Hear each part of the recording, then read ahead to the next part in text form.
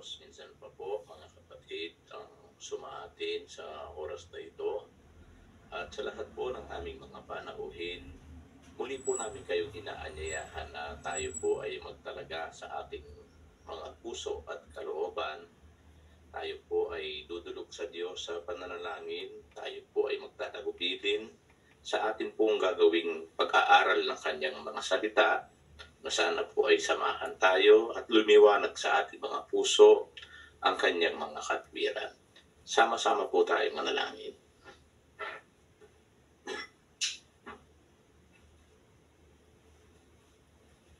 Panginoon, naming Diyos, Ama naming makapangyarihan sa lahat, sa pangalan po ng iyong bugtong na anak, muli ka po namin amang dinadakila at pinasasalamatan sa bawat kabutihang ipinagkakaloob mo po sa amin.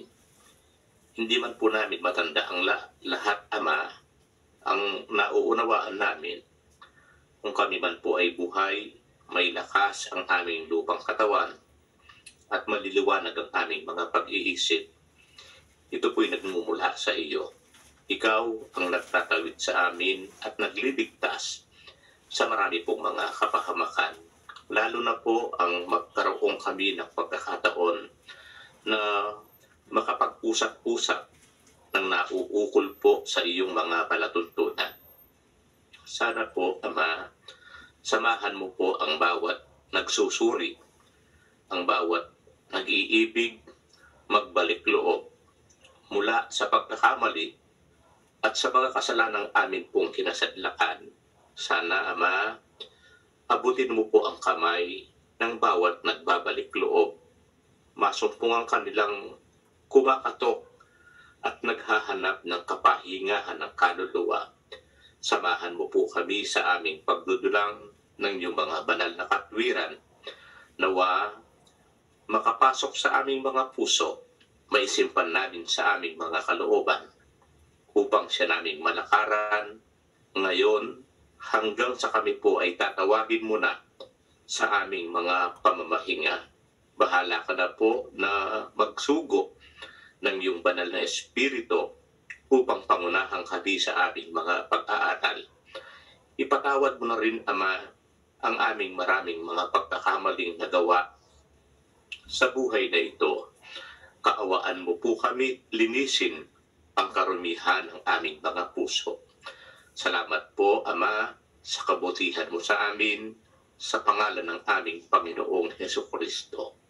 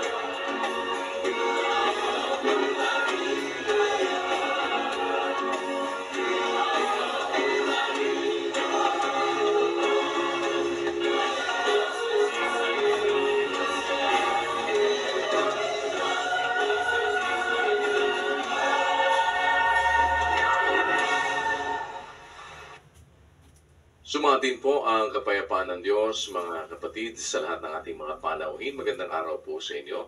Anumang oras pong kaming muli ay nakararating sa inyo sa iba't ibang panig ng daigdig at anumang pong lingwahe po ninyo kami napapakinggan. Minsan pa po, nagpapasalamat tayo sa Panginoon na mayroon tayong mabuting pagkakataon upang ngayong araw po na ito, ng ika-4 na araw po ng ating mass indoctrination. Ngayon po ay araw na po ng Huwebes. Tayo po ay muling magpapatuloy sa ating pong pag-aaral ng mga doktrina ng ating Panginoong Heso Kristo. Pinagkakaloob na po namin agad sa inyo ang kapatid na Eli Soriano. Magandang araw po, gabi, umaga, tanghali, sa anumang oras kami makarating sa inyo. Magpapatuloy po tayo mga kababayan na pag-aralan ng ating tinutuklas na mga aral, doktrina ng Panginoong Heso Kristo. Nakita po natin na ang pananalangin ay hindi isang basta, mananalangin ka na lang basta. May disiplina ang Panginoong Jesus. Paano ka luluhod, kung paano ka magsasalita, kung paano ka mananalangin. Alamin natin ngayon mga kababayan, ano ba yung laman ng panalangin? Kasi sa Katoliko, may panalangin tayo na Aba, Ginoong Maria, punong-puno ka ng grasya. Para ka nagkukwento. Unang-una sasabihin ko sa inyo, ang panalangin po may laman ayon sa Biblia. Ang laman ng panalangin, hindi po kwento. Hindi kwento. Basahin natin ang Filipos 4:6. Huwag kayong mga balisa sa anumang bagay, kundi sa lahat ng mga bagay sa pamamagitan ng panalangin at daing na may pagpapasalamat ay ipakilala ninyo ang inyong mga kahilingan sa Diyos. Ang panalangin po, paghiling sa Diyos. Sabi ng salita ng Diyos, huwag kayong mabalisa sa anumang bagay, kundi sa lahat ng mga bagay, sa pamamagitan ng panalangin at daing na may pagpapasalamat, ipakilala ninyo ang inyong mga kahilingan sa Diyos. Ang panalangin, paghiling, request, o petition, kung ano ba ang ating kailangang hilingin sa Diyos. Halimbawa, nung si Judas po ay magkanulo, nagpatiwakal siya, ang mga apostol kailangan ng kapalit ni Judas.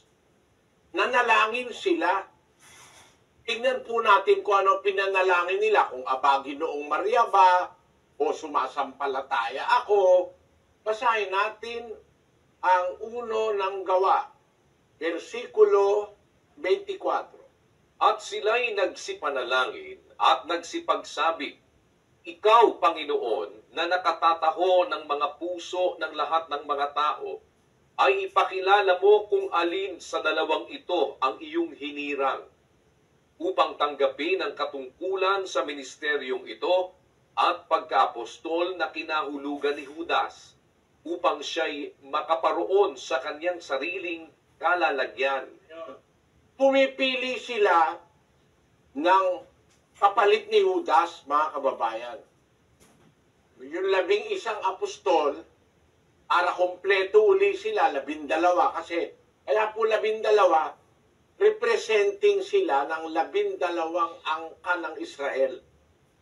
Kaya dapat 12 silang mga apostol. Nawala si Judas. Nagpulong-pulong ang mga apostol, humahanap ng kapalit. Nakakita sila ng 2 na pwedeng pagpilian. Sila'y nagsipanalangin. Tingnan niyo po sa screen, mga kababayan, no? Ito ang eksaktong nasa Biblia. Yang inilalagay po natin sa screen at sa television screen, yan po mismo ang nakasulat sa Biblia. Hindi po tayo gumawa niyan, yan po ay nasa Biblia.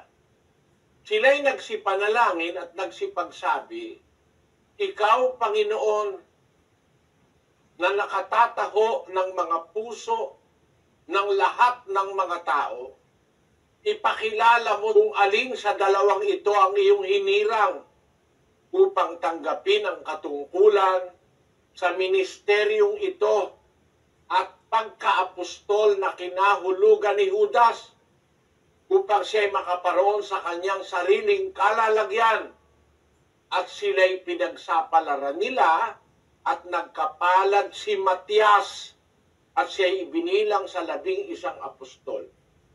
Nakita nyo, ang panalangin nila maiksi lang eh. Kung alin lang yung kailangan nila, hindi sila naglitanya, hindi sila nag-40 diyas na manalangin. Kasi bawal nga po ni Kristo manalangin ng paulit-ulit gaya ng ating natunghayan sa kasulatan. Ang panalangin nila, yung kinakailangan nila sa pagkakataon. Pakita mo sa amin kung sino ang pwede sa dalawang ito. Makapalit ni Judas. Tapos, napili sa pamamagitan ng sapalaran ay si Matias. Kaya ibinilang siya sa 11 apostol. O maliwanag ang panalangin, paghiling sa Diyos. Humihiling sa Diyos. Yan po ang kahulugan ng panalangin. Halimbawa, may sakit yung iyong asawa. Simple lang naman eh.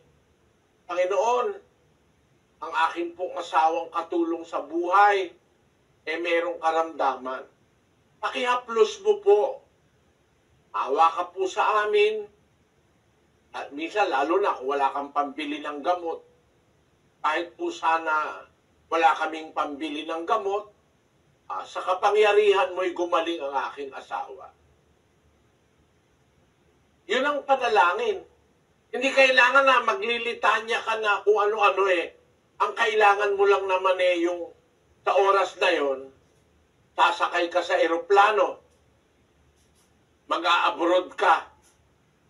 Panginoon, alam mo po ang dahilan kung ba't ako aalis.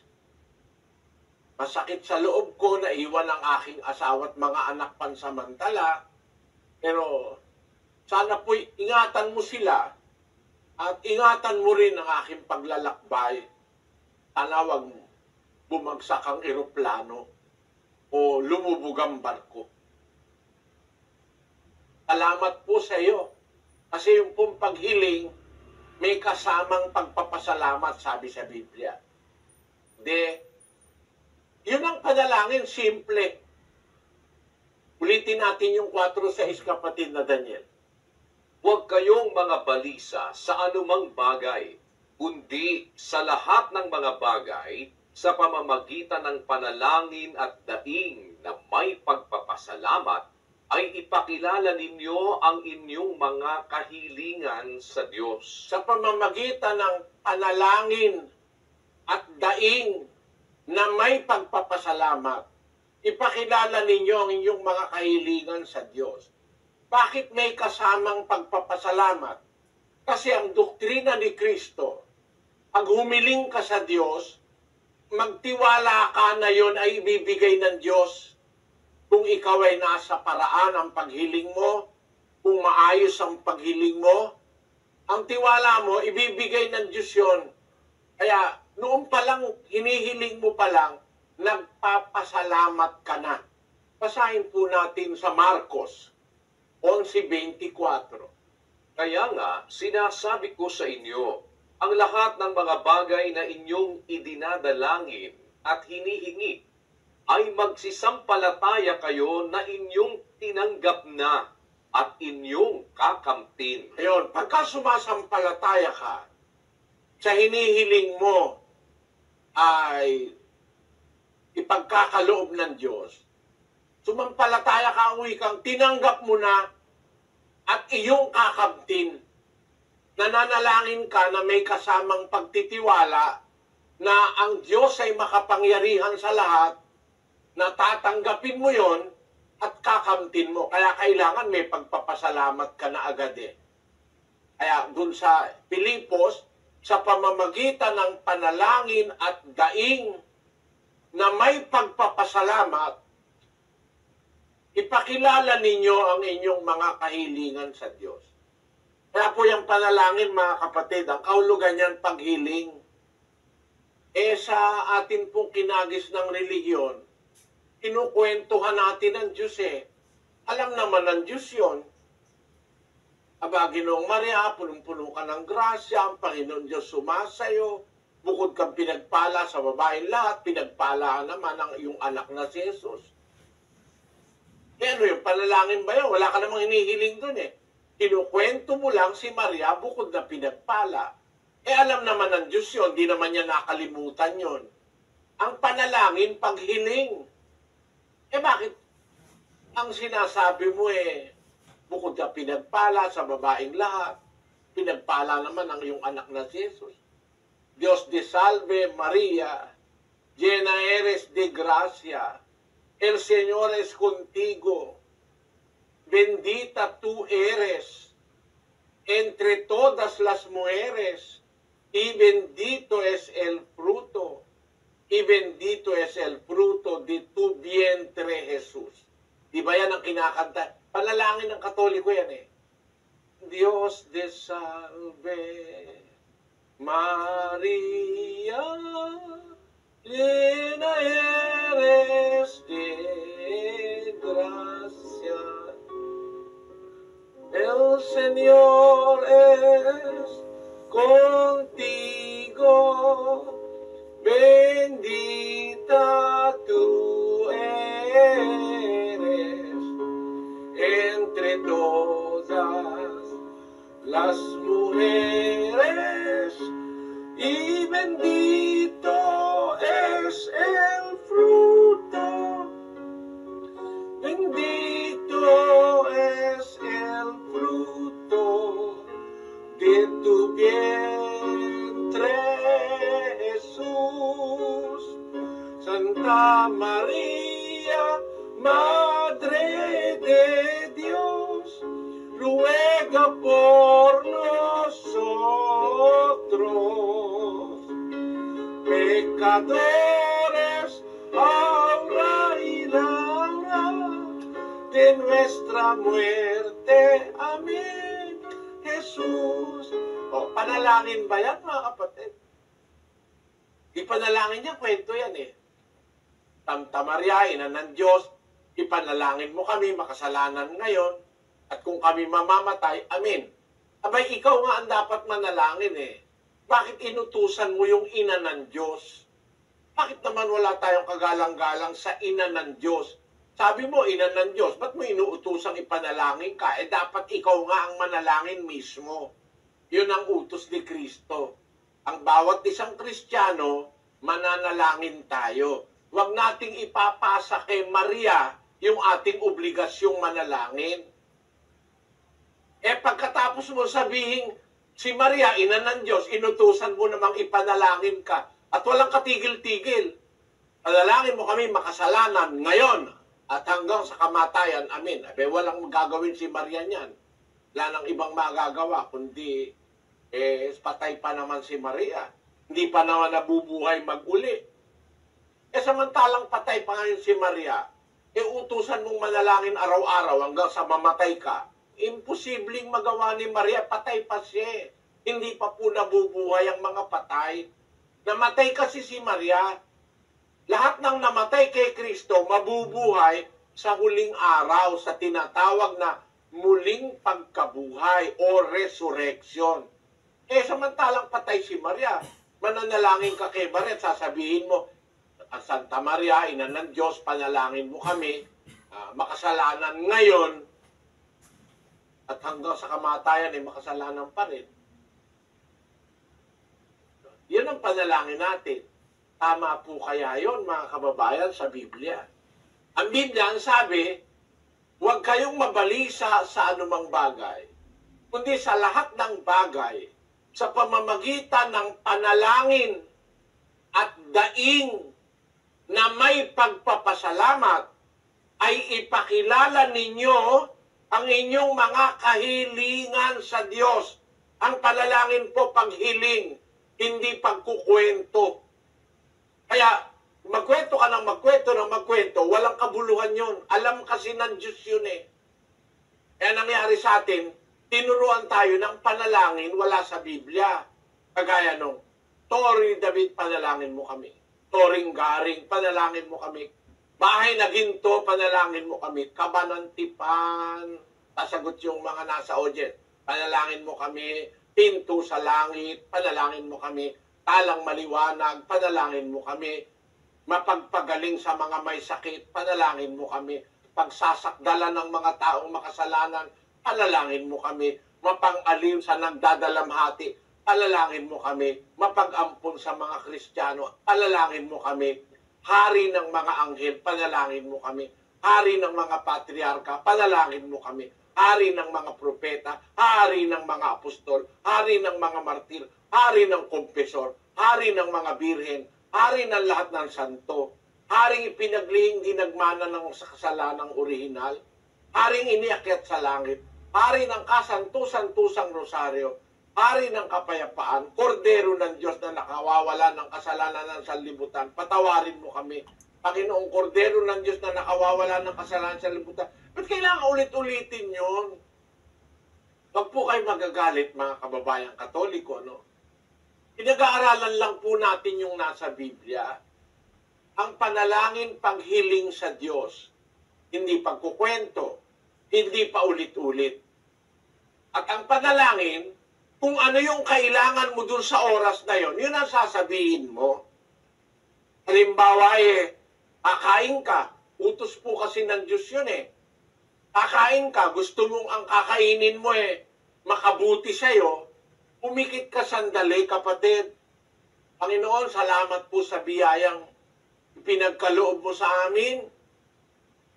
Sana po bindisyonan mo ang pagkain ito, ikalusog ng aming katawan. Salamat po sa iyo sa pangalan ni Jesus. Yung utos po ng Diyos kasi, pati sa pagkain, mananalangin tayo. Gaya ni Kristo, bago siya kumain at magpakain, nananalangin muna siya. Basahin natin sa isang talata, 15:36. At kinuha niya ang 7 tinapay at ang mga isda, at siya'y nagpasalamat at pinagputol-putol, at ibinigay sa mga alagad, at ibinigay naman ang mga alagad sa mga karamihan. Nung magpakain po siya ng halos 5,000 tao, ay kinuha niya yung tinapay na 7 piraso at ilang mga isda, at siya'y nagpasalamat, sa kanya pinagputol-putol.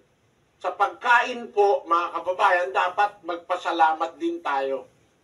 Manalangin tayo. Basahin natin ang unang Timoteo 4:4. Sapagkat ang bawat nilalang ng Diyos ay mabuti at walang anumang nararapat na itakwil kung tinatanggap na may pagpapasalamat. Sapagkat pinakababanal sa pamamagitan ng salita ng Diyos at ng pananalangin. Yun. Bawat nilalang ng Diyos ay mabuti. Kahit yan baboy, kahit yan tahong, kahit yan hipong maliit, kahit na yan alamang, o baka ba yan, o tupa ba yan, o manok ba yan, kambing ba yan, kalabaw ba yan, bago mo kainin ang utos sa Kristiyano ni Kristo, bawat nilalang ng Diyos mabuti. Walang nararapat na itakwil kung tinatanggap na may pagpapasalamat. Sapagkat pinakababanal sa pamamagitan ng salita ng Diyos at ng pananalangin. Kaya yung ating kakainin, pag tayo nanalangin, binibindisyonan yun ng Diyos. Ang mga alagad, kung kumain, nananalangin. Ang Panginoong Hesus, kung kumain, nananalangin muna. Nagpapasalamat sa Diyos. Yan po ang mga dapat nating maintindihan tungkol sa pananalangin. Ang panalangin po ay paghiling. Paghiling sa Diyos. Parang request o petisyon sa Diyos. Panginoon, tulungan mo po ako. Nahihirapan po akong humanap ng trabaho. kailangan ko pong kumita para sa aking asawa at mga anak. E bago ka umalis ng bahay, dahil ilang araw ka na naghahanap, wala kang makita, subukan mo kapatid, manalangin ka muna. Sana po makakita ako ng employment. Lumakad ka man, may kasama kang Diyos. At ang Diyos po ay hindi magpapabaya sa mga taong sumasampalataya at dumadalangin sa Kanya. Yan po ang dapat nating maging tiwala. Ang Diyos ay laging nakahandang duminig sa panalangin. Ngayon, kailan tayo dapat manalangin? Meron po kasi nananalangin lang pag birthday niya. O kaya pag may sakit. O kaya nasa problema. Pagka ang sakit ay marami, ang pangako ay marami. Ngunit pag ang sakit ay gumaling na at bumuti, Diyos man ay di masabi. Ayun. Hindi man mabanggit yung Diyos sa buhay niya. Bakit? Walang kailangan eh. Hindi po dapat ganun tayo. Nasa gipit, nasa maalwan, dapat marunong tayong manalangin sa Diyos. Lagi tayong may line of communication. Napakahalaga po nun eh. Hindi mahirap intindihin ngayon yon, mga kababayan. Di ba kayo ngayon, pag nakalimutan mo yung cellular mo, parang sila na araw mo. Pag wala kang katabing telepono. Bakit? Meron kang mga taong mahal mo na gusto mo laging nakakausap. Magitan ng cellular. Ang Diyos hindi kailangan ng cellular eh. Luluhod ka lang. Mananalangin ka na sa Kanya. Makikinig siya. Ang mga tao ngayon, buti pa yung cellular phone niya eh. Maghapon niyang hawak eh. Pero hindi niya maalala ang Diyos. Mga tao, do not live a prayerful life. Kung manalangin, minsan sa isang buwan, minsan sa isang taon, lalo pag nagigipit. Pero pagka walang problema, ang Diyos man hindi masabi. Yun ang sabi ng ating napakinggang yan. Kaya, kailan tayo dapat manalangin, mga kapatid? Ang sabi po ng talinghaga ng ating Panginoong Hesus sa 18:1 ng Lucas ay ganito. At sinalita niya sa kanila ang isang talinghaga na sila'y dapat magsipanalangin lagi at huwag mangang lupaypay. Na sinasabi, may isang hukom sa isang bayan na hindi natatakot sa Diyos at walang taong pinagpipitaganan. At sa bayang yaon ay may isang babaeng bao at siya'y naparoroong madalas sa kanya na sinasabi, higanti mo ako sa aking kaalit. At may ilang panahon na siya'y tumatanggi. Tatapwat pagkatapos ay sinabi sa kanyang sarili, bagaman di ako natatakot sa Diyos at di nagpipitagan sa tao, gayunman, sapagkat nililigalig ako ng baong ito, ay igaganti ko siya, bakat ang deserve mo, San Marino Corn Tuna. Siksik, sarap, at sulit. See? Konti lang ang mantika. Lasap na lasap ang tuna sarap. Switch to San Marino Corn Tuna. The love you deserve. baka niya ako bagabagin ng kapaparito. At sinabi ng Panginoon, pakinggan ninyo ang sinabi ng likong hukom. Nagbibigay halimbawa o talinghaga si Kristo. Merong likong hukom, walang pitagan sa tao. Meron namang isang babaeng biyuda o bao na sabi sa hukom, iganti mo naman ako. Ayaw niyang pakinggan yung biyuda, tumatanggi siya. Pero kung kinukulit siya ng biyuda, umayag na siyang iganti niya. Sabi ng Panginoong Jesus, pakinggan niyo kung ano ang sinabi ng likong hukom. Ano ngayon ang konklusyon niya? 7. At hindi baga igaganti ng Diyos ang kanyang mga hirang na sumisigaw sa kanya sa araw at gabi at siya'y may pagpapahinuhod sa kanila. Kung yung likong hukom, gagawa niya ng hustisya yung babaeng byuda. Ang Diyos ba ika? Hindi naman siya likong hukom. Siya'y matuwid. Ang Diyos ay hustisya. Ang Diyos ba sa kanyang mga hirang, hindi niya ba igaganti na sumisigaw sa kanya sa araw at gabi? Nakita nyo? Kailangan pala araw at gabi mananalangin tayo. Walang patid yun, mga kababayan. Yun na naman ang hindi naintindihan nung nagnonobena. Kaya 40 dias dire-diretso. Yun din ang sinasabi. Basahin natin ang unang Tesalonica 5:17. Magsipanalangin kayong walang patid. Magsipanalangin kayo walang patid. Nung mabasa ito ng mga taga-pagturong Katoliko, iniuso nila ngayon yung 40 dias na mananalangin walang patid. Yun din inuulit-ulit. Ano po ang kahulugan ng manalangin kayong walang patid? Basahin natin ang ikalawang Timoteo 1:3. Nagpapasalamat ako sa Diyos na mula sa aking kanununuan ay aking pinaglilingkuran sa budhing malinis, na walang patid na inaalaala kita sa aking mga daing, gabit araw. Ayun, ang tinutukoy palang pananalangin walang patid, gabi at araw. Kaya po sa Iglesia ng Diyos, pagkagising sa umaga, bago gumawa ng anumang gawain, manalangin tayo. Sa gabi naman, bago ka po matulog, manalangin ulit tayo. Kasi yung isang buong gabi, nasa bahay ka nga, di mo naman alam kung anong mangyayari. Meron no, natutulog nawala ng preno yung truck, sinudsud yung bahay, patay yung buong pamilya.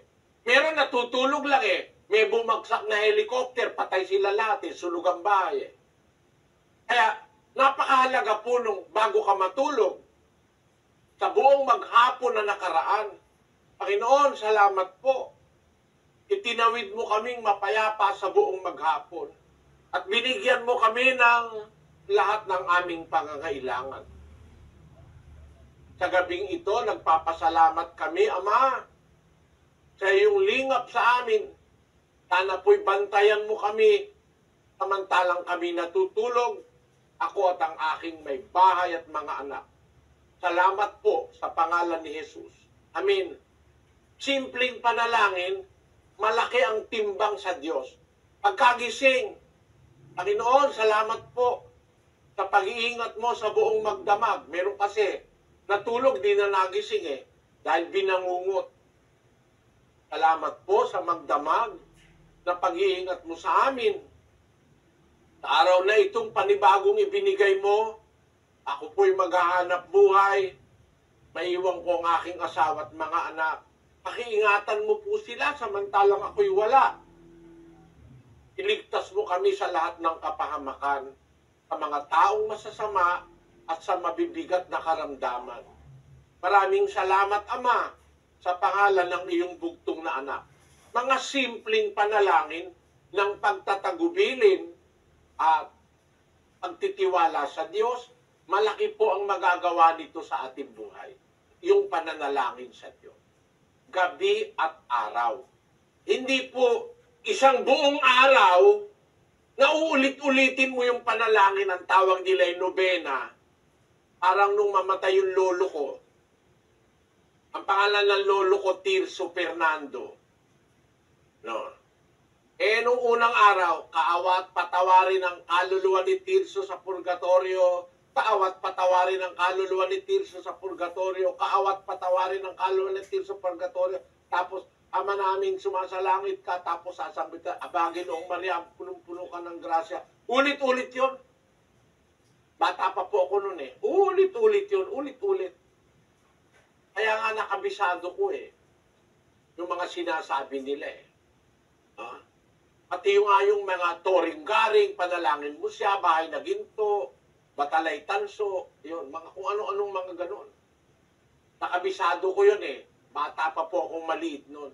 Hindi pala ganon ang nasa Biblia. Ang panalangin, simple lang. Pakakauntiin mo lang ang salita mo, huwag mong uulit-ulitin. Hindi naman kasi makulit ang Diyos. Ang Diyos ay marunong duminig ng panalangin kahit may bagyo. Gaya nga nung sinabi ko sa inyo nung unang araw na nagkatipon tayo, I believe above the storm, the smallest prayer will still be heard.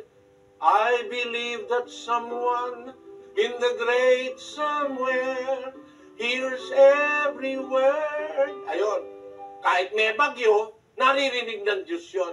Di mo kailangan ulit-ulitin, habaan ng mahabang mahaba, kasi ang sabi ng Biblia, ang Diyos nasa langit, ikaw nasa lupa. Kaya pakauntiin mo ang iyong mga salita. Huwag kang pakabigla ng iyong bibig. Huwag magmadali ang iyong puso na magsalita ng anumang bagay sa harap ng Diyos. Sapagkat ang Diyos ay nasa langit at ikaw ay nasa lupa. Pakauntiin mo ang iyong salita. Make it as brief as possible. Huwag kayong mananalangin ng walang kabuluhang paulit-ulit gaya ng ginagawa ng mga hintil, sapagkat iniisip nilang sa kanilang maraming kasasalita ay didinggin sila. Huwag nga kayong magsigaya sa kanila, sapagkat talastas ng inyong Ama sa langit ang mga bagay na inyong kinakailangan bago ninyo hingin sa Kanya. Even before you speak the word, naiintindihan na ng Diyos yun. Kaya ang panalangin ay brief, precise, concise, at hindi ulit-ulit. Umaga at gabi. Walang patid habang buhay tayo. Huwag kayong makakalimot manalangin, mga kapatid. Yan po ang nasa Biblia. Ngayon, ang ating tanong, paano tayo makakatiyak na ang ating panalangin ay papakinggan ng Diyos? Basahin po natin ang ikalawang Timoteo 2:22. Natapwat layuan mo ang masasamang pita ng kabinataan at sundin mo ang kabanalan, ang pananampalataya, ang pag-ibig, ang kapayapaan, kasama ng mga nagsisitawag sa Panginoon mula sa pusong malinis. Kailangan po pala ang tumatawag sa Diyos mula sa pusong malinis. Ano po ba yung pusong malinis? Kasi, pagkatatawag ka sa Diyos, ang puso mo'y marumi, hindi ka po papakinggan eh. Basahin natin ang unang Pedro 3, versikulo 10 hanggang 12. Sapagkat ang magnais umibig sa buhay at makakita ng mabubuting araw, ay magpigil ng kanyang dila sa masama, at ang kanyang mga labi ay huwag magsalita ng daya, at tumalikod siya sa masama, at gumawa ng mabuti, hanapin ang kapayapaan at kanyang sundan. Sapagkat ang mga mata ng Panginoon ay nasa mga matuwid, at ang kanyang mga pakinig ay sa kanilang mga daing. Ngunit ang mukha ng Panginoon ay laban sa mga nagsisigawa ng masama. Napakaganda po nun, no? Ang mata ng Panginoon nasa matuwid. Ang kanyang pakinig, yung ears of the Lord, ang kanyang pakinig ay nasa kanilang mga daing o panalangin. Ngunit ang mukha ng Panginoon ay laban sa mga nagsisigawa ng masama. Kaya pag ang nananalangin po ay mayroong masamang gawain, may masamang puso, iisa lang po ibig sabihin nun. Manalangin ka na maghapot magdamag, hindi ka pinapakinggan ng Diyos. Pagka masama ang puso ng tao, masama ang gawain ng tao, imposible pong pakinggan ng Diyos. Ang sabi ng Biblia, ang hain ng masama, karumal-dumal sa Panginoon. Ngunit ang dalangin ng matuwid ay kanyang kaluguran. Nalulugod siya pag ang nananalangin matuwid.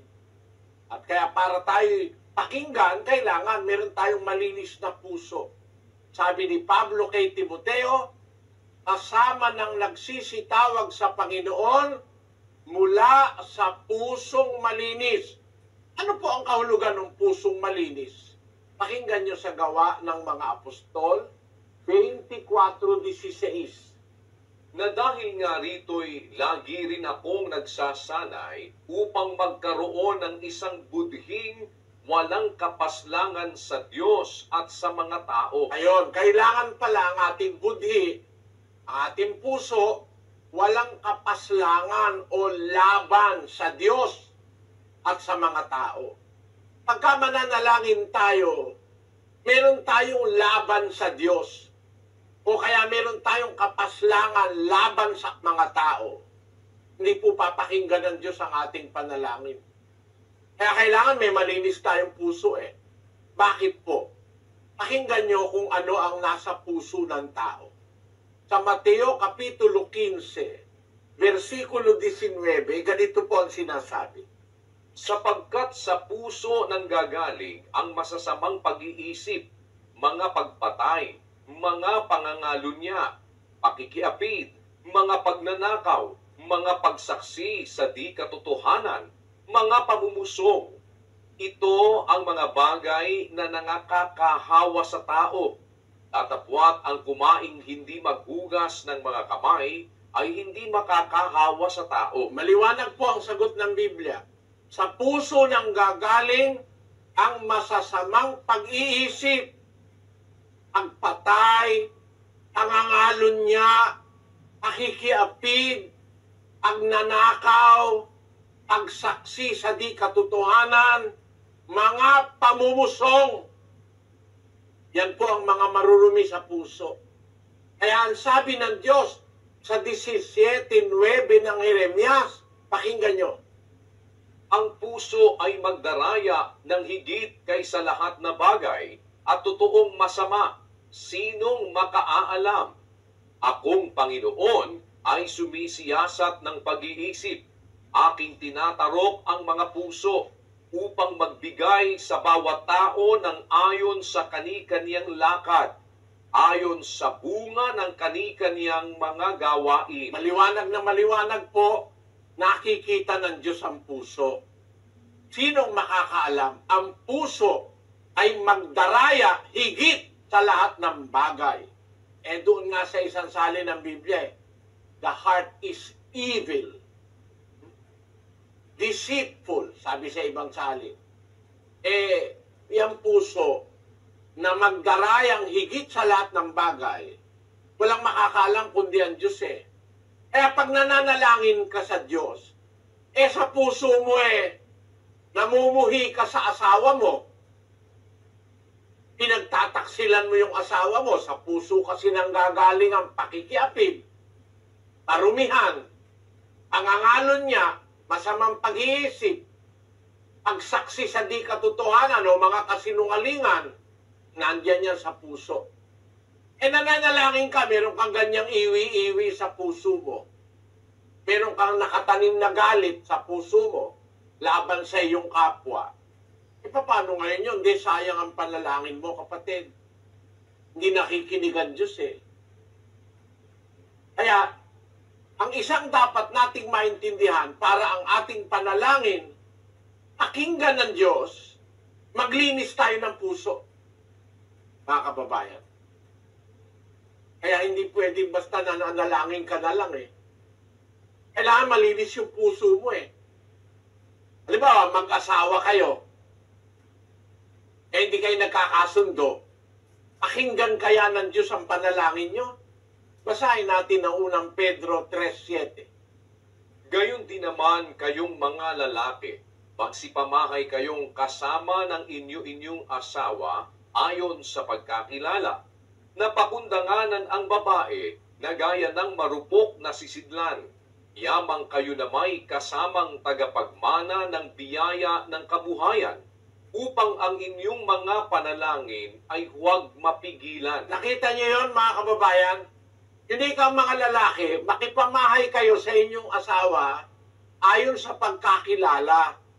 Pakundanganan niyo ang babae gaya ng marupok na sisidlan. Yung salitang pakundanganan ng babae, magkaroon ka naman ng pataan sa asawa mo. Huwag mong sinisipa. Huwag mo sinusuntok ang asawa mo. Huwag mo sinisigawan na pinapahiya mo sa harap ng maraming tao.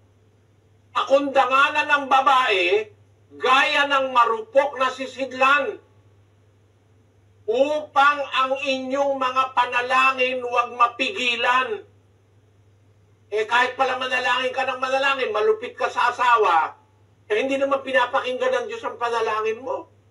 Nakita niyo po yun, mga kababayan? Pakundanganan ng babae, gaya ng marupok na sisidlan, yamang kayo na may kasamang tagapagmana ng biyaya ng kabuhayan, upang ang inyong mga panalangin ay huwag mapigilan. Napipigilan po ang panalangin ng mag-asawa, lalo na ng lalaki, na wala pong pakundangan sa asawang babae. Malupit sa asawang babae. Hindi yung nagmamahal sa kanyang asawa. Yung asawa niya niluloko. Pag nakatalikod yung asawa niya, may kapalit. Ganon din yung babae. Pagka ikaw hindi ka rin tapat sa asawa mo, nananalangin ka ngayon, ano ngayon ang mangyayari? Huwag kang umasa na pakikinggan ka ng Diyos.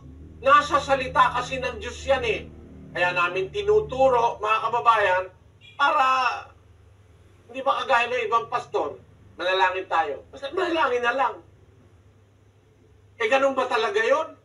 Manalangin ka na lang kahit anong kondisyon, kahit anong sitwasyon mo. Hindi po, ang Diyos po may delikadesa Hindi naman siya basta nakikinig sa panalangin ng taong masasama. Ulitin natin yung 9:31 ng 1. Nalalaman naming hindi pinakikinggan ng Diyos ang mga makasalanan. Datapwat kung ang sino mang tao'y maging mananamba sa Diyos at ginagawa ang kanyang kalooban, siya'y pinakikinggan niya. Ayon, ang pinakikinggan ng Diyos, yung taong hindi masama ang kalooban. Kaya nga, ang sabi kay Pablo nung siya ay tawagin ng Diyos sa iglesia, yung unang talatang binasa ko sa inyo, dun sa Gawa ng mga Apostol 22:16, At ngayon, bakit ka tumitigil?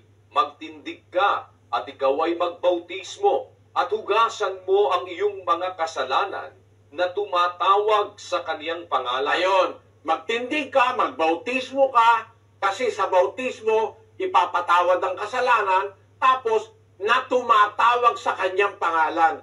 Pagka ikaw ay nabautismo, napatawad ang mga kasalanan mo, pwede ka nang tumawag sa pangalan ng Panginoon.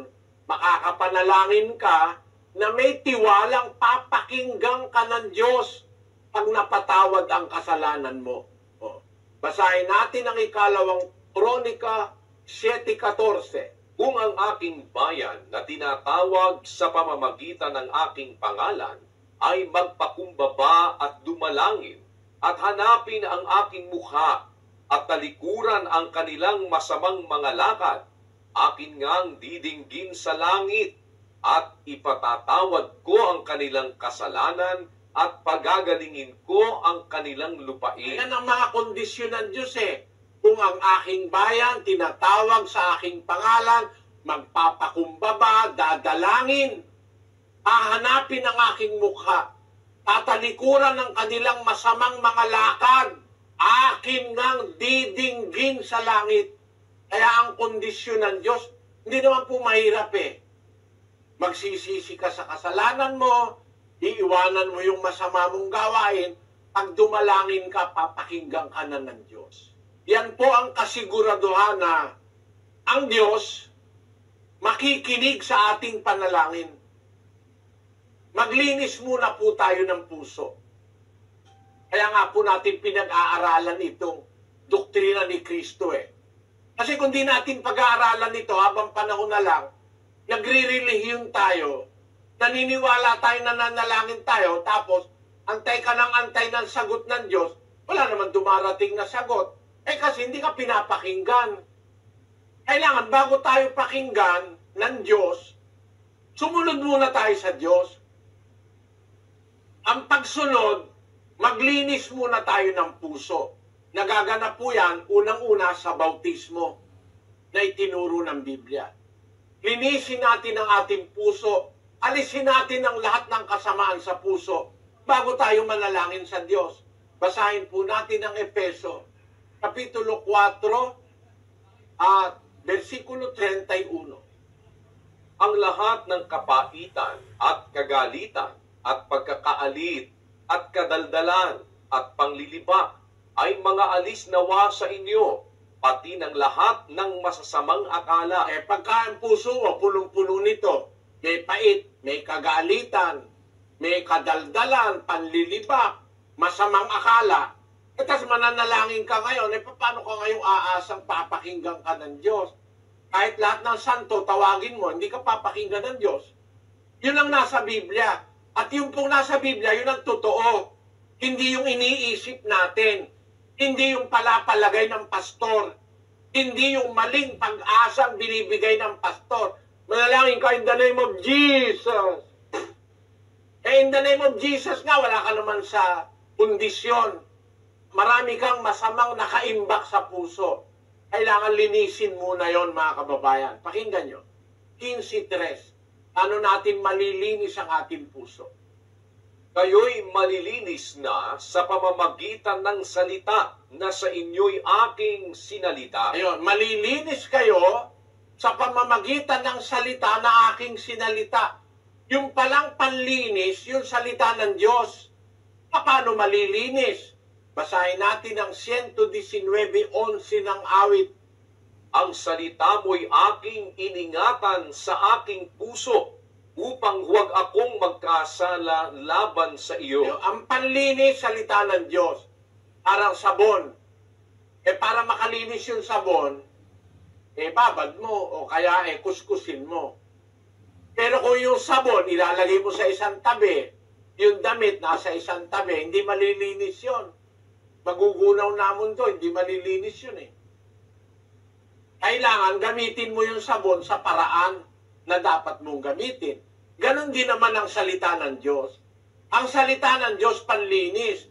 Pero para makalinis yun, papasukin mo sa puso mo ang iyong salita. Sabi ni David, iningatan ko sa aking puso upang huwag akong magkasala laban sa iyo. Kaya po kailangan natin itong pag-aaral ng doktrina ni Kristo Kasi, paano mong iingatan ang salita ng Diyos sa puso mo kung wala ka namang malay sa salita ng Diyos? Sa iglesia mo ang ginagawa puro milagro. In the name of Jesus, in the name of Jesus, puro ganun. Asan ang salita ng Diyos? Pinag-aaralan ba? Kailangan ng salita ng Diyos, yun ang panlinis po Ang panlinis, salita ng Diyos, ilalagay sa puso, tapos susundin. Tandaan niyo po, papakinggan mo salita ng Diyos, lalagay mo sa puso, tapos susundin mo. 1:22 ng unang Pedro. Pakinggan niyo. Yamang nilinis ninyo ang mga kaluluwa sa inyong pagtalima sa katotohanan. Ayan, ang pagkalinis, nasa pagsunod sa pagtalima. Nilinis ninyo ang inyong mga kaluluwa sa inyong pagtalima sa katotohanan. Alin po ba yung katotohanan na tatalimahin natin para tayo malinis? 17:17 ng Juan. Pakabanalin mo sila sa katotohanan. Ang salita mo'y katotohanan. Ang katotohanan po ay ang salita ng Diyos. Nilinis ang wika ninyo ang inyong mga kaluluwa sa pagtalima sa katotohanan o salita ng Diyos. Kaya yung salita ng Diyos, papakinggan, kagaya ng ginagawa natin, binabasa natin sa Biblia, tapos tatanggapin mo sa puso, tapos susundin mo. Ano-ano yung mga salita ng Diyos na ilalagay sa puso para tayo luminis. Para kung manalangin tayo, papakinggan tayo ng Diyos. Ano-ano ba yung salita ng Diyos na ilalagay natin sa puso na may kinalaman sa ating mga pananalangin para luminis ang puso at pakinggan tayo ng Diyos. Pakinggan nyo mga kapatid, doon sa isang talata ng Ikalawang Timoteo 2:19, ganito nakasulat. Gayunmay ang matibay na pinagsasaligan ng Diyos ay nananatili na may tatak nito. Nakikilala ng Panginoon ang mga kanya at lumayo sa kalikuan ang bawat isa na sumasambitla ng pangalan ng Panginoon. Ayun, lalayo sa kalikuan ang bawat nananalangin.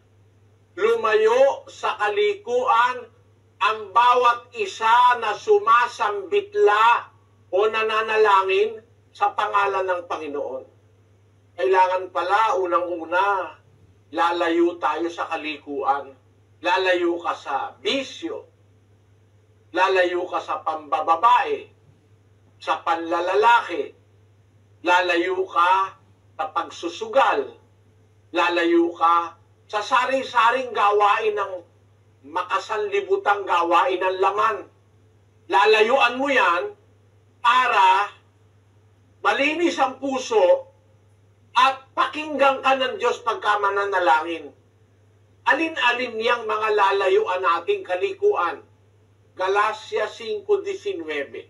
At hayag ang mga gawa ng laman. Sa makatwid ay ang mga ito: pangangalo niya, pakikiapid, karumihan, kalibugan, pagsamba sa Diyos-Diyusan, pangkukulam, mga pagtataniman, mga pagtatalo, mga paninibugho, mga pagkakaalitan, mga pagkakampi-kampi, mga pagkakabahabahagi, mga hidwang pananampalataya, mga kapanaghilian, mga pagpatay, mga paglalasing, mga kalayawan, at ang mga katulad nito. Tungkol sa mga bagay na ito ay aking ipinagpapaunang ipaalaala sa inyo, tulad sa aking pagpapaalaala ng una sa inyo, na ang mga nagsisipagsanay ng gayong mga bagay ay hindi magsisipagmana ng kaharian ng Diyos. Marami pala tayong aalisin, mga kababayan. Ang mga gawa ng laman, the works of the flesh, pangangalo niya, pakikiapid, karumihan, kalibugan. Yung kalibugan binabanggit po dyan ay yung halimbawa meron ka ng asawa, pati yung iba gusto mo pa, o lahat ng babae gusto mo. O kaya may asawa ka naman, payag naman ng Diyos mag-asawa ang tao. Si Maria at si Jose nag-asawa Si David nag-asawa Pero kung pati yung sa kapwa mo tao, papakialaman mo, kaya lahat ng babae, pinagnanasaan mo, kalibugan na ang tawag doon. Ang sabi, mga kalibugan, pagsamba sa Diyos-Diyusan, ang kukulam, ayan yung mga pangkukulam na ginagawa ng mga mangkukulam, mga pagtatanim, pagtataniman, mga pagtatalo, paninibugho, mga selos. Meron pong mga tao, may mag-asawa, natingin ka lang sa iba, nagsiselos na, namumurot na. O kaya pati nga unggoy yata, pinagsusilosan ng iba Sabi, ikaw naman lahat na lang ng babae, pinagsisilosan mo, pati babaeng talangka. Talaga naman masarap yung babaeng talangka. Sabi nung nakapampangan ko narinig yun. Masyado na kamang mapangalalo. O, ganang babae, pangalaluan mo. Pangsilosan mo. Pati babae waring talangka, pangsilosan mo, ngara. Pati ba naman babaeng talangka, pinagsisilosan mo. Merong ganong mga siloso't silose. Gawa po ng laman yan. Pagka merong kanyan, mga pagkakapuotan, pagtatalo, mga kainggitan, mga kalayawan, mga bisyo, pagka merong kanyan, sayang lang panalangin mo, kapatid Kaya dapat alisin yun Malinis ang puso. Pagka malinis po ang ating puso, malinis pati dila. Basahin po natin ang Mateo 12, versikulo 33. O pabutihin ninyo ang punong kahoy at mabuti ang bunga niyaon. O pasamain ninyo ang punong kahoy at masama ang bunga niyaon. Sapagkat ang punong kahoy ay nakikilala sa pamamagitan ng kanyang bunga. kayong lahi ng mga ulupong, papaano kayo na masasama ay makapagsasalita ng mabubuting bagay? Sapagkat sa kasaganaan ng puso ay nagsasalita ang bibig. Ayon. Ang sabi ng Panginoong Hesus sa kanyang talinghaga, pabutihin niyo ang puno, bubuti ang bunga. Pasamain niyo ang puno, sasama ang bunga. Sapagkat ang punong kahoy nakikilala sa kanyang bunga. Kayong lahi ng mga ulupong, sabi niya doon sa mga Hudyong kalaban niya, paano kayong masasama makakapagsalita ng mabubuti? Sapagkat sa kasaganaan ng puso, nagsasalita ang bibig. Pagka pala ang puso masama, yun ang puno masama rin ang lalabas sa bibig. Abutihin mo yung puso, bubuti rin yung bibig at saka yung dila. Pero pag masama yung nasa puso, masama ang lalabas sa dila o sa bibig.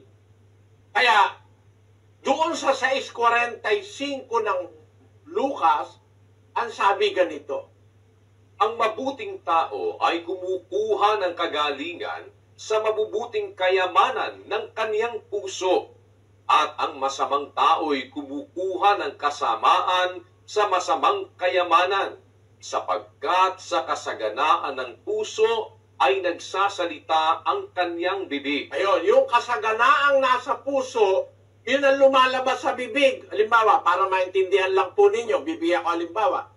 Pag ang isang tao sa bungero, ang puso niya, mahilig siya sa sabong, kausapin mo, ang pag-usapan niyo manok, ay magkakasundo kayo. Gusto mo, maghapon kayo mag-usap tungkol sa manok, kakasundo kayo, yun ang nasa puso niya Para halimbawa, mayroong isang dalaga, nililigawan ng 5 lalaki.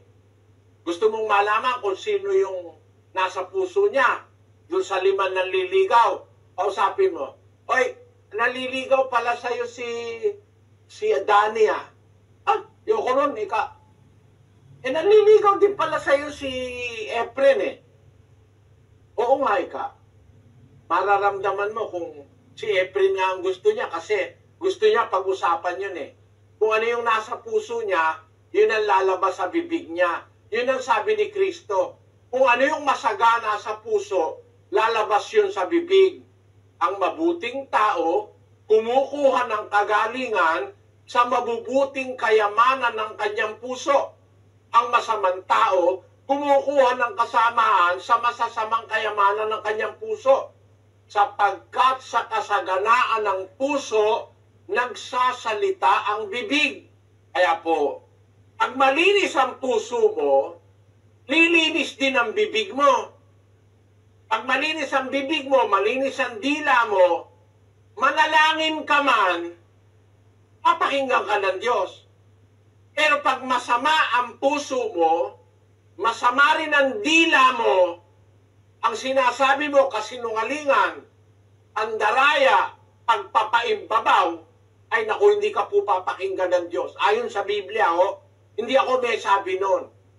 Pagka ang puso mo at ang bibig mo parehong masama, ang lumalabas sa bibig mo, pandaraya, kasinungalingan, kung ano-anong mga daya, hindi ka po papakinggan. Basahin uli natin ang unang Pedro 3:10. Sapagkat ang magnais umibig sa buhay at makakita ng mabubuting araw ay magpigil ng kanyang dila sa masama, at ang kanyang mga labi ay huwag magsalita ng daya. At tumalikod siya sa masama at gumawa ng mabuti, hanapin ang kapayapaan at kanyang sundan, sapagkat ang mga mata ng Panginoon ay nasa mga matuwid, at ang kanyang mga pakinig ay sa kanilang mga daing. Ngunit ang mukha ng Panginoon ay laban sa mga nagsisigawa ng masama. Di po ba maliwanag, mga kababayan, ang salita ng Diyos? Ang nagnanais umibig sa buhay, makakita ng mabubuting araw, magpigil ng kanyang dila sa masama. Ang kanyang labi, huwag magsasalita ng daya. Tumalikod siya sa masama, gumawa ng mabuti, hanapin ang kapayapaan at kanyang sundan, sapagkat ang mga mata ng Panginoon nasa mga matuwid, ang kanyang pakinig nasa kanilang mga daing o panalangin. Kaya nakakatiyak tayo, pag malinis ang puso natin, hindi nagdadaya yung ating bibig, yung ating dila, hindi nagsasalita ng masama. Pagka ginamit mo yung bibig mo, nanalangin ka sa Diyos, yung bibig mo hindi naman masamang bibig, papakinggan ka ng Diyos. Bakit po? Ano ba epekto ng masamang bibig, masamang puso sa panalangin ng tao? Pakinggan nyo. Sa 3:6 ng Santiago, At ang dila'y isang apoy, ang sanglibutan ng kasamaan sa ating mga sangkap ay dili iba't ang dila na nakakahawa sa buong katawan at pinagningas ang gulong ng katalagahan at ang dila'y pinagniningas ng impyerno. Sapagkat ang bawat uri ng mga hayop at mga ibon, ng mga nagsisiusad at mga bagay sa dagat ay pinaaamo at napaaamo ng tao. Datapwat ang dila ay hindi napaaamo ng sinumang tao, isang masamang hindi nagpapahinga na puno ng lasong nakamamatay. Siyang ating ipinagpupuri sa Panginoon at Ama, at siyang ating ipinanglalait sa mga taong ginawang ayon sa larawan ng Diyos. Sa bibig din lumalabas ang pagpurit paglait. Mga kapatid ko, ang mga bagay na ito ay hindi nararapat magkagayon. yun, hindi pala dapat yun.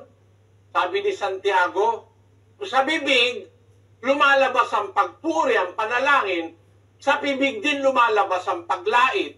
Sabi, hindi dapat magkaganyan, sabi ng alagad ng Panginoong Jesus. Ang dila ang wika, isang apoy. Yang apoy po, maliit lang, nakakasunog ng isang gubat yan eh.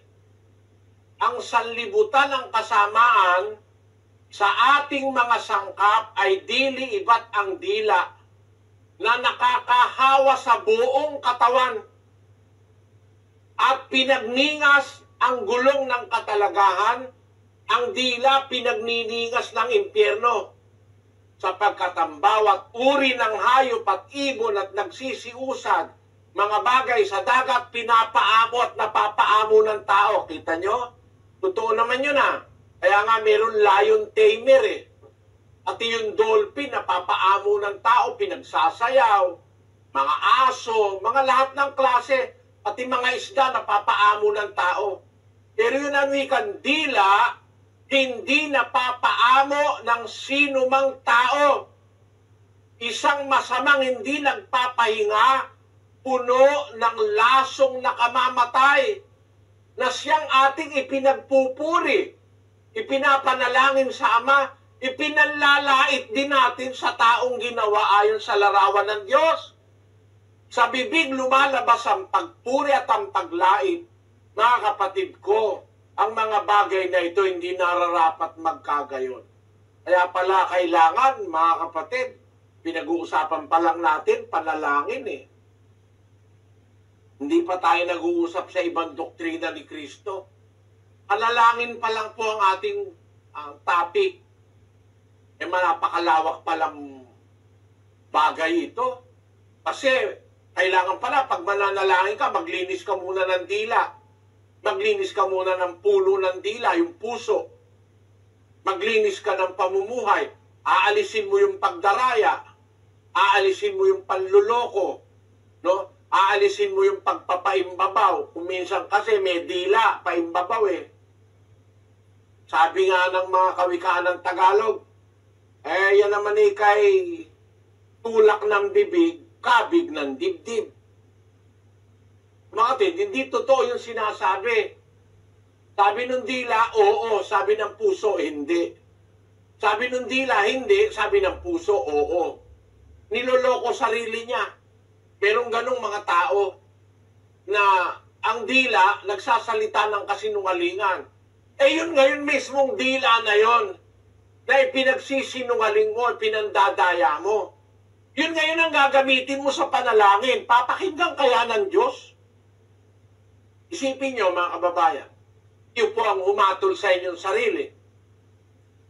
Pakinggan kaya ng Diyos ang isang dilang puro pagpapaimbabaw ang sinasabi. O ang Lysol kills over 100 illness-causing germs.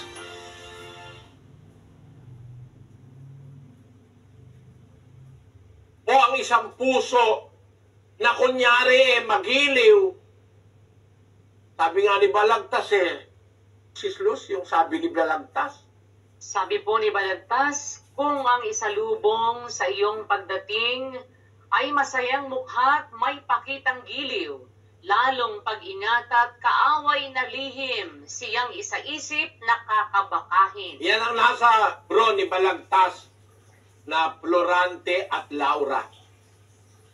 Meron tao kasi, ang pakita sa'yo, mukha masaya, pakitang giliw, pero ang puso, plastic, paimbabaw. Ang sinasabi, hindi totoo.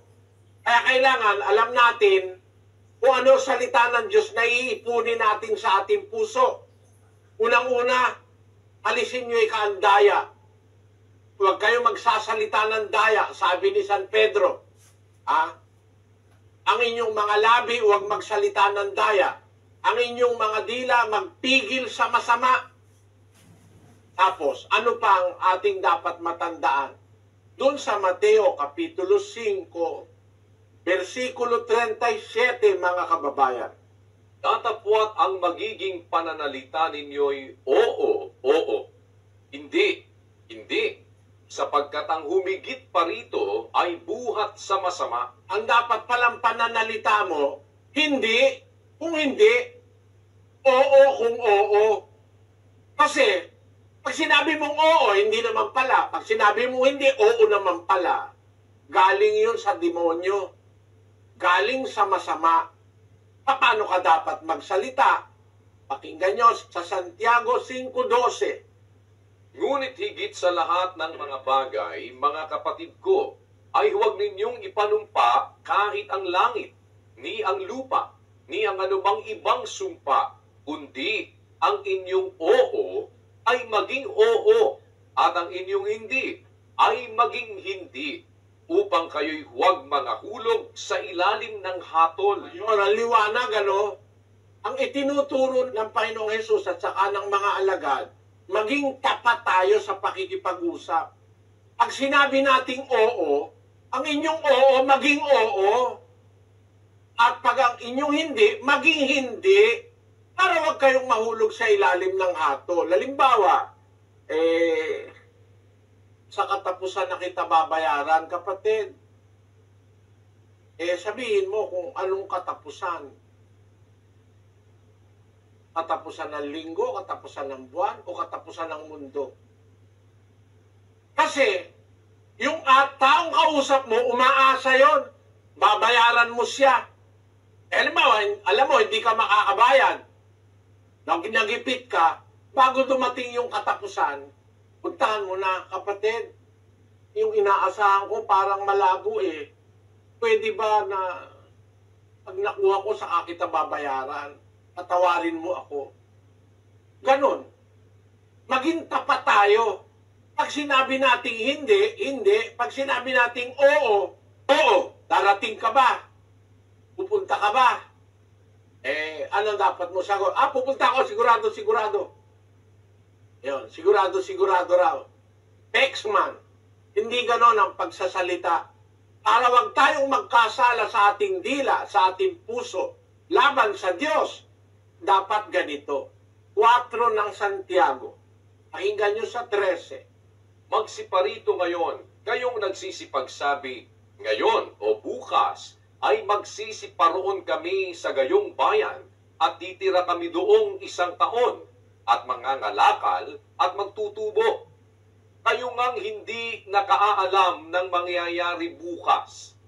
Ano ang inyong buhay? Kayo nga'y isang singaw na sa sandaling panahon ay lumilitaw at pagdakay napapawi.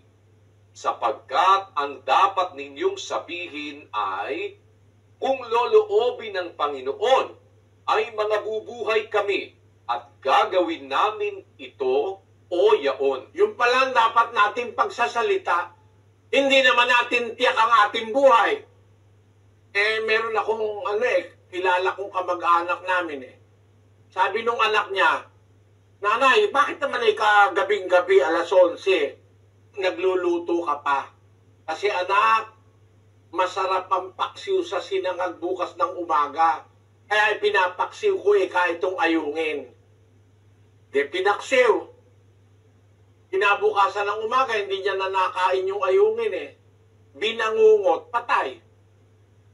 Di natin alam ang bukas halimbawa, sinabi mo, "Dadating ka ba?" Ang sagot mo, "Oo, kung loloobin ng Panginoon." Kasi hindi mo alam ang bukas Diba? Di mo alam. O kaya, kailan mo ko babayaran? Kung loloobin sa katapusan ng Oktubre. O kaya, sa katapusan ng taon. Pag sinabi mo yon, gawin mo. Ang inyong oo, maging oo. Ang inyong hindi, maging hindi. Upang huwag kayong mahulog sa ilalim ng hatol. Ganyan ang Kristiyano, mga kapatid. Hindi basta nagsasalita. Meron siyang palabra de honor. Pag sinabi niya, pinagsisikapan niyang magawa. Hindi yung, oo ka wala ka naman pala talagang balak na dumating. Diretsuhin mo yung kapatid mo. Parang hindi ko gustong pumunta Pasensya ka na. Hindi siya umaasa. Mas maganda nga yung hindi na siya umaasa dadating ka, tapos bigla-bigla dumating ka Mas masaya siya. Kesa dun sa nangako ka, tapos hindi ka naman talaga dadating dahil ayaw mo naman talaga pumunta. Hindi ka tapat nun. Lalabas, hindi ka tapat sa tipanan. Ang dila mo nagsasalita ng daya. Meron kang paimbabaw. Yang mga yan, mga hindrance, mga pamigil sa panalangin para huwag tayong pakinggan ng Diyos. Pag nakikita ng Diyos na meron kang daya sa puso mo at sa bibig mo, ang dila parang parang yung mga lahat ng hayop na papaamo. Ang dila hindi mapapaamo ng sino man tao. Kung hindi mapaamo ng tao, at least mapaamo ng Diyos. No? Yun ang ibig ituro ni Santiago. Ang tao, hindi ka naturuang magtapat ng pagsasalita. Paturo tayo sa Diyos. Nanay mo, tatay mo, asawa mo, kaibigan mo, hindi ka naturuang yung dila mo, ipigilan mo. Maturuan naman tayo ng salita ng Diyos. Kasi yung dila, ang ginagamit natin sa pananalangin, dapat makita yan na hindi masamang dila. Para pakinggan ng Diyos ang ating panalangin. At kalinsabay nung maganda o matapat na dila, yung matapat namang puso. Pakinggan nyo ang Kawikaan 31. Ganito ang ating mababasa. 31:26. Binubukan niya ang kanyang bibig na may karunungan at ang kautusan ng kagandahang loob ay nasa kanyang dila. Ayun ang dapat sa atin. Magbubuka tayo ng bibig, may karunungan. Ang kautusan ng kagandahang loob nasa ating dila. Yung dila mo, hindi hagupit. Kasi meron tao, ang dila panghagupit Dapat, ang kautusan ng kagandahang loob nasa ating dila. Kung magbubuka tayo ng ating bibig, dapat may karunungan. Yan ang kahilingan ng salita ng Diyos. Walang daya, walang pagsisinungaling, walang pagpapaimbabaw, walang pagpapakunwari. Pagka ang puso mo'y matapat, ang dila mo'y matapat, pag nanalangin ka, makakaasa ka, kapatid, pinapakinggan ka ng Diyos. At wala pong pinakamabuting bagay sa buhay na ito, kundi yung ang pag-asa mo'y merong Diyos na nakikinig sa'yo. Marami na akong dinaan ng panganib. Iba po yung may Diyos kang matatakbuhan. Maraming beses ako'y nabingit sa kamatayan. Pinagtulong-tulungan akong bugbugin ng mga diakono ng iglesia ni Manalo sa Guagua, Pampanga. Na-ospital ako na 1 linggo. Hinabol kami ng 12 iglesia ni Manalo sa Magalang, may karet. Hinabol kami. Awa ng Diyos, nakaligtas ako. Doon sa binaugan ng Tarlac-Tarlac, dudukutin ako ng mga naka-uniforming PC. Nung araw may PC, Philippine Constabulary. Mga 1976, nandun ako sa binaugan ng Tarlac. Nagpupulong po ako ron. Nangangaral ako. Dahil maraming nakikinig. Gusto akong damputin 4 na PC. Yung Kapitan Del Barrio sa binauganan, hindi pumayag na dalhin ako ng PC. Kung pumayag pala, patay na ako dahil yung pala, hindi naman PC. Nanghiram lang ng uniforme doon sa kanilang miyembro na nandun sa Camp Aquino. Pagka may kasama ka pong Diyos, manalangin ka sa panahon ng kagipitan. E nung ako po ay binubugbog nung 5 diakono ng Iglesia ni Cristo sa Guagua, nanalangin ako sa sarili ko, Panginoon, sana po huwag mo akong pabayaan, akong mag-isa lang eh. Hinatak ako dun sa garahe na madilim. E nung makapanalangin ako mabilis lang. Merong matandang babae na nakakita na binubugbog ako, nagsisigaw. Humingi ng saklolo, natakot yung mga diakono, nagtakbuhan. Yun. Iba po yung meron kang naaasahang Diyos sa buhay. Sa panahon ng kagipitan, ako po minsan na-ospital ako dyan sa Apalit. Ang aking presyon, bumaba ng 60 over 30. Ay, nangingitim na ako, sabi nung kapatid na More. Nung hindi na ako makahinga, Panginoon ko, maawa ka po. Yun lang, wala akong sinabing marami. Panginoon ko, maawa ka po sa akin. Nakaramdam ako ng Nakaramdam ako ng mainit na mainit. Parang nagnormal yung aking presyon. Naitakbo nila ako sa Malolos. Awa ng Diyos, maliit lang na panalangin. Panginoon ko, maawa ka po sa akin. Hindi ako makahinga May sumpong ako ng asma. Awa ng Diyos mula noon hanggang ngayon. Naramdaman ko na hinaawaan ako ng Diyos. Ganon din ang aking sinasabi, mga kapatid, bunga ng karanasan. Iba yung merong kan Diyos na inaasahan. Kasama ko yung aking apo, si Bage. Meron po kaming nasundan na isang truck na huminto sa highway. Yung pala, kaya huminto, flat. Nakando kami sa likod nung hinto na rin kami. Aba, wala pang ilang minuto may dumadating namang truck. Naku po, sinandwich kami ng 2 truck. Yung sinasakyan kong Mustang na yupe. Yupe yung harap, yupe yung likod. Nung makita ko yung bakal, sasaksak sa likod ko. Napasigaw ako, Panginoon ko, maawa ka po. Uminto yung Pag nakita nyo, yung nakakita dun sa aksidente na yon, akala may namatay dahil yung harap, yupe, yung likod ng Mustang, yupe. Yung apo ko at saka ako, wala naman kaming galos, awa ng Diyos. Basag lahat ng salamin. Sabi ni Bage, Ingkong, anong nangyari? Namilyari? Ingkong, namilyari. Natutulog kasi siya, nasa aking kandungan yung apo ko, mga 4 na taon siya noon o 5. Sumigaw lang ako na, Panginoon ko, maawa ka po. Huminto yung pagdating ng bakal sa likod ko kasi yung bakal nung kotse na binunggo kami ng 2 truck Yung unang nasa harapan, nakaharang, yung nasa likod sinadsad kami.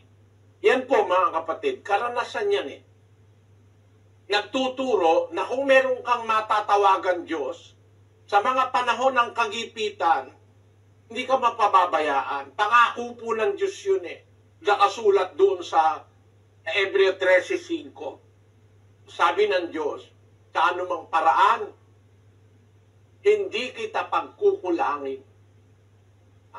Mangilag kayo sa pag-ibig sa salapi. Magkasya kayo sa inyong tinatangkilik, sapagkat siya rin ang nagsabi, sa anumang paraan ay hindi kita papagkukulangin, sa anumang paraan ni hindi kita pababayaan. Ang Diyos pong nagsasalita, ni marunong magsinungaling. Sabi niya, hindi kita pababayaan. Pag marunong po tayong magtiwala at sumunod sa Diyos at tumawag sa Kanya, magaganap yung salita niya, hindi kita pababayaan sa anumang paraan. Kaya napakahalaga po ng panalangin matutunan natin Sandata natin ito sa buhay. Kanlungan sa buhay. Refuge. Pagka po tayo marunong ng aral ng Diyos, natuto tayong maglinis ng kalooban, ng puso, ng dila. Manalangin man tayo, makakaasa po tayong may Diyos na makikinig sa ating mga panalangin. Kaya lang, meron tayong mga gagawin. Magpipigil tayo ng dila sa masama, iiwas tayo sa pagpapaimbabaw, pagsisinungaling, pagsaksi sa di katotohanan, pandaraya, yung mga ginagawang masasama ng dila, aalisin po natin sa atin. Yung mga kasinungalingan, aalisin natin. 4:25 ng Epeso. Kaya nga, pagkatakwil ng kasinungalingan, ay magsasalita ang bawat isa sa inyo ng katotohanan sa kaniyang kapwa, sapagkat tayo'y mga sangkap na isa't isa sa atin. Ngayon, pagkatakwil ng kasinungalingan, itatakwil natin ang kasinungalingan. Huwag tayong maging sinungaling, kagaya ng ibang mga nagsasabing Kristiyano, puro kasinungalingan ang sinasabi. Dapat tapat tayo sa ating pagsasalita. Walang pagpapaimbabaw, walang pagdaraya, walang pagkukunwari, oo kung oo, hindi kung hindi, at wala tayong kasinungalingan. Manalangin man tayo sa Diyos, makikinggan tayo. Tingnan ninyo mga kapatid, panalangin ang ating paksa, pati yung ating buong pagkatao, dapat pala maisang ayon natin sa kalooban ng Diyos para tayo ay pakinggan sa panalangin. Pati dila, pati puso, pati ating pag-iisip, dapat ay kasang-ayon ng kalooban ng Diyos ang ating ginagawa. Mahaba pong paksa ito itong tungkol sa panalangin. At tingnan ninyo mga kapatid, kaya tayo tinuturuan ng Diyos doon sa paraan ng pagsasalita. Kasi yung dila na ating ginagamit sa pagsasalita, yun din ang ating gagamitin sa pagpuri sa Diyos kung yung dila natin, pinapakalabit natin sa impyerno. Pinakalabit ni Satanas. Tapos gagamitin mo ngayon sa pagpuri sa Diyos at sa panalangin. Pakinggan ka kaya ng Diyos? Ulitin nga natin kapatid na Daniel yung 3:6 ng Santiago. At ang dila'y isang apoy, ang sanglibutan ng kasamaan sa ating mga sangkap ay dili iba't ang dila na nakakahawa sa buong katawan at pinagningas ang gulong ng katalagahan at ang dila'y pinagniningas ng impyerno. Oo, parang isang apoy, ang dila, malaki ang kapangyarihan ng isang apoy na maliit Yung maliit na apoy, nakakasunog na isang gubat yon. Basahin natin ang versikulo 5. Gayon din naman ang dila ay isang maliit na sangkap at nagpapalalo ng malalaking bagay. Narito, kung gaano kalaking gubat ang pinag-aalab ng lubhang maliit na apoy. Lubhang maliit na apoy, malaking gubat ang napag-aalab. Kagaya sa Australia, sa Amerika, sa California, ang nagsindi yung isang maliit na damo. Ayun na. Pero ng forest fire, napakaraming napipirwisyo. Ganun ang dila, maliit lang siyang bagay, pero nakaka-impluensya siya sa malalaking bagay. Ano ibig sabihin? Ang dila kasi kinakalabit ng impyerno. Pinagniningas ng impyerno. Pwedeng ang ating dila kalabitin ni Satanas para magsinungaling, para magpakunwari, para mandaya sa kapwa, at para magpaimbabaw. Walang kwenta, panalangin natin. Bakit po?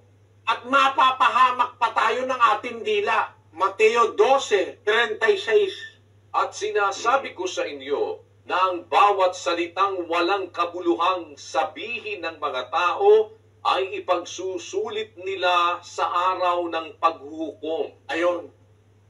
Bawat salitang walang kabuluhan, kaya pati yung pagsasalita, dapat disiplinado po tayo ng aral ni Kristo eh.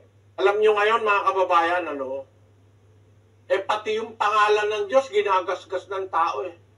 Oh my God! Oh my God! Nagbibiruan, oh my God, oh Diyos ko! Sa palengke, magkano bangos? 120 kilo. Diyos ko naman ikaw? Bangus lang yun, Diyos ko naman ikaw. Ba't pati ang Diyos isinasama natin sa tawaran ng bangus? Bawal po ng Diyos yun eh. Yung ang magsasalita, gagamitin ang pangalan ng Diyos sa walang kabuluhan, hindi niya aariing walang sala. Ang gagamit sa kanyang pangalan sa walang kabuluhan. Kaya kailangan gamitin natin yung ating dila. May respeto sa salita ng Diyos. May respeto sa Diyos. Huwag nating isama ang Diyos sa biruan. Mga kapatid, tinuturo ba yan sa iba? Yan bang naririnig nyo, tinuturo sa ibang relihiyon? Basta manalangin na lang ng manalangin sa in the name of Jesus. Hindi po ganon, mga kababayan. Matuto tayo ng aral ni Kristo. Yung ating bibig na ginagamit natin pagpuri sa Diyos, huwag nating gamitin sa pagsisinungaling, sa pagmumura sa kapwa-tao, no? Sa ang-aapi, sa pagmamaltrato, sa panunumpa. Merong mga dila nanunumpa pa eh. Merong dila naninirang puri. Huwag nating gamitin dyan para pakinggan tayo ng Diyos sa ating panalangin. Alamin natin bukas ang karugtong nitong araling ito ukol sa dila. Nakita natin ngayon ang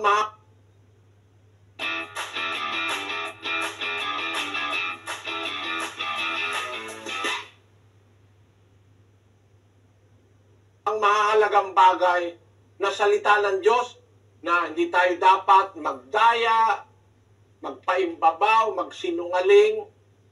Linisin natin ang ating puso at ang ating dila para tayo ay pakinggan ng Diyos sa ating mga panalangin. Bukas po kung lolobin ng Diyos, itutuloy natin ang paksang ito. Kung ano ang mabuting bagay na mapapakinabang natin pag natutuhan natin ang tamang pananalangin sa Diyos. Alam nyo, mga kapatid, wala pong kaparehong kabutihan. Ang nananalangin tayo ay may nakikinig na Diyos. Pakinggan ka lang ng presidente, malaking bagay na eh. No? Pakinggan ka lang ng isang may authority o may kapangyarihan, malaking bagay na. Pakinggan ka ng Diyos. Wala pong kaparehong salapiyon o kayamanan. Na halimbawa, may karamdaman yung iyong mahal sa buhay. Naliligalig ka. Nanalangin ka, pinakinggan ka ng Diyos. Meron ba katumbas na halaga yon? Wala katumbas na halaga yon.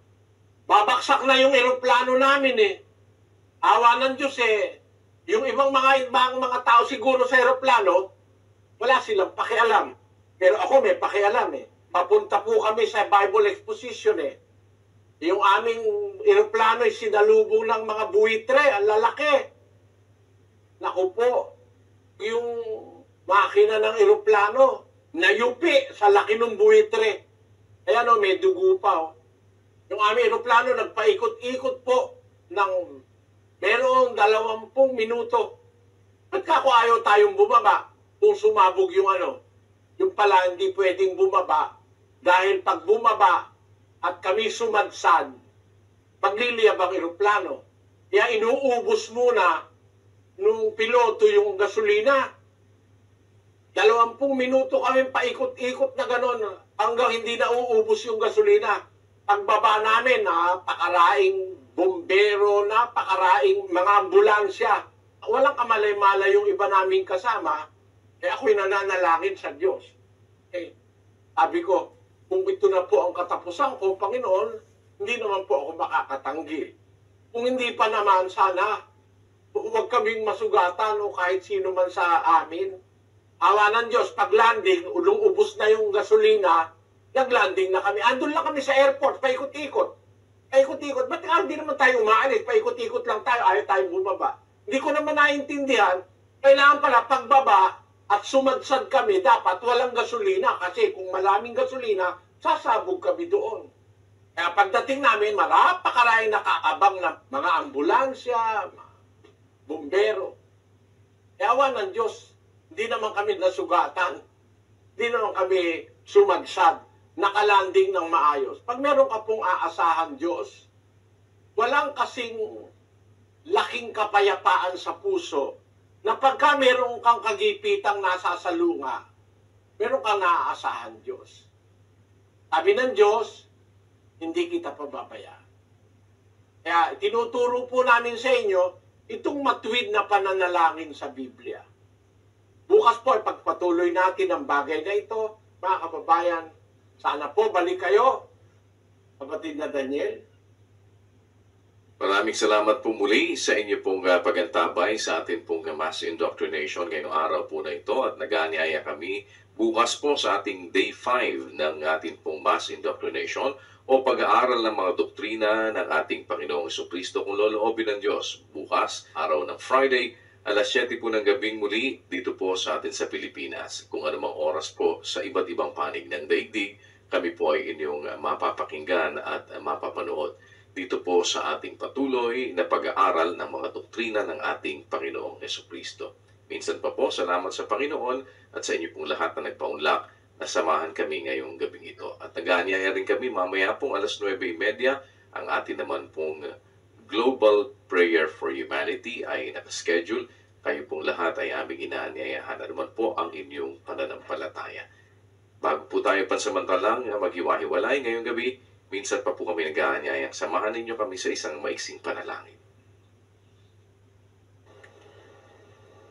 Ama naming Diyos, dakila at makapangyarihan sa lahat.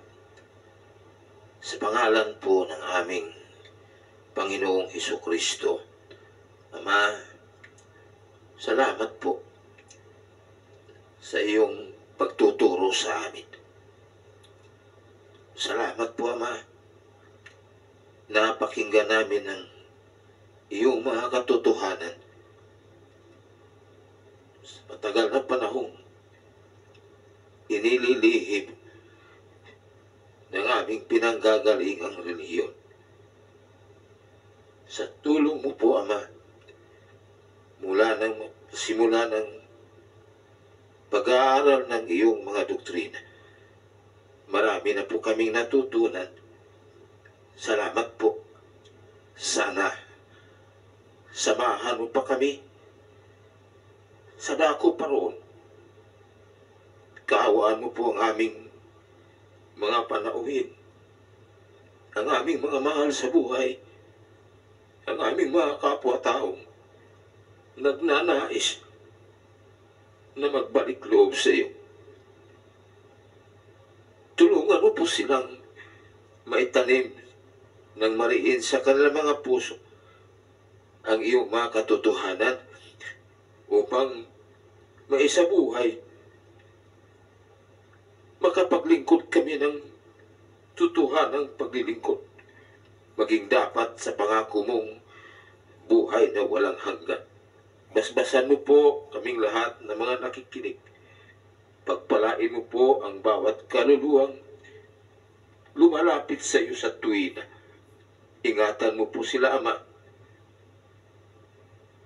Paintulot mo po matapos nila ang kabuuan ng doktrina na ikaliligtas ng aming mga kaluluwa.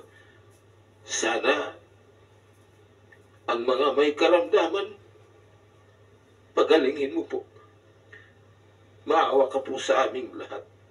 Panginoon, humihingi kami ng paumanhin sa lahat ng mga pagkukulang naming nagawa.